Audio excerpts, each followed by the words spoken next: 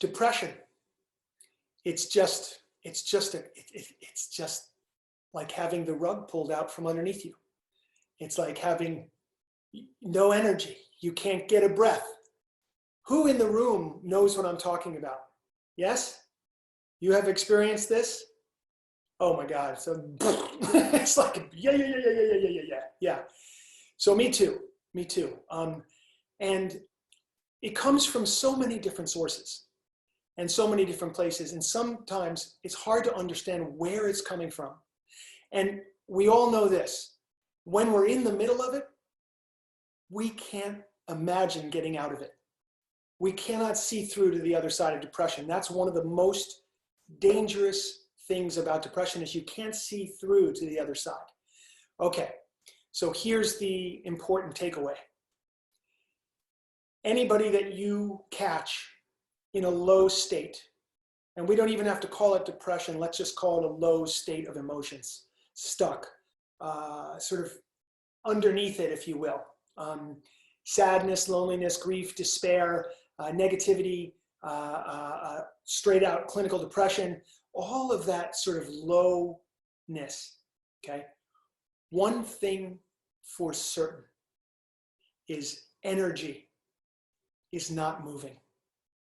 Energy is not moving.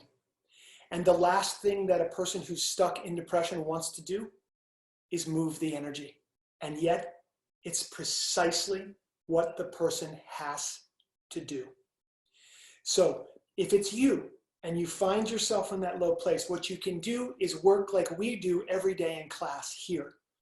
This is going to lift you up. Today's Kriya, this Kriya to elevate, this Kriya to lift us up out of our circumstances.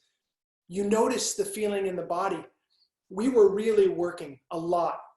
Hamstrings, hips, lower back. Why? Because we want to release energy from that area. We want to release the stuckness and we want to move that energy around the body. Number one, yoga will help you to move energy. And so when you're stuck in that lowness, whether you can call it depression or any of those other things, please, the directive is get onto your mat and start doing Kriya. Powerful breath work, move the body, all these kinds of movements, get going. And if you can't find a practice, you come to r20.com and we've got dozens of practices for you. And if you can't find a practice, you come to class in the morning every day at 8:30, and we're going to be doing dozens more practices. And we're just going to keep going with these classes. We're just going to keep going.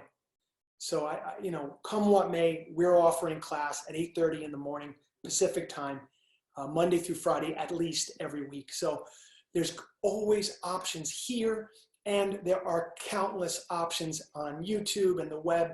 Really, we live in a time where you don't have to be without a practice. But it's the most difficult thing to do when you're in depression, to move, because you just feel like there's no point. You feel like it won't work, and you're in self-doubt, and you're in every kind of negativity. You've got to move yourself. You've got to get on the mat, and you've got to start to breathe. You've got to break a sweat, and you've got to bust through it. And you're going to find in 30 to 60 minutes, you'll find yourself completely renewed. There's another part of this conversation which we will not have in depth today, but it has to do with your diet. It has to do with your diet and the connection between food and depression. There definitely is a connection. It's not the only connection, but it's something worth looking at. There are foods we can eat to make our situation worse. And there are foods we can eat to make our situation much, much better. As long as you know that, then we can begin to think, okay, what's going to give me energy?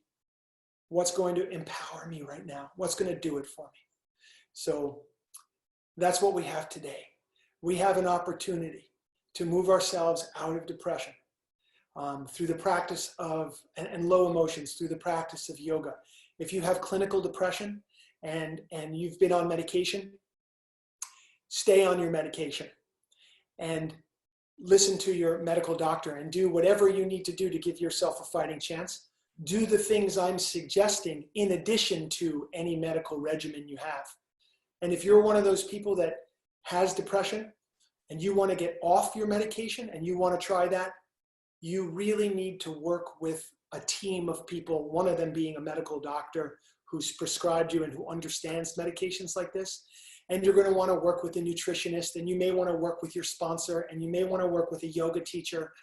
And if you approach it, you can explore the experience of moving forward, but never, ever, ever go off your medication just like that by yourself.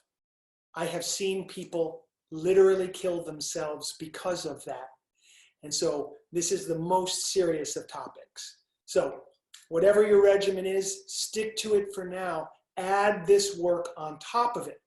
Add a more healthy diet on top of it. Sleep well at night. Go to the bathroom regularly. These things are going to help you in every way.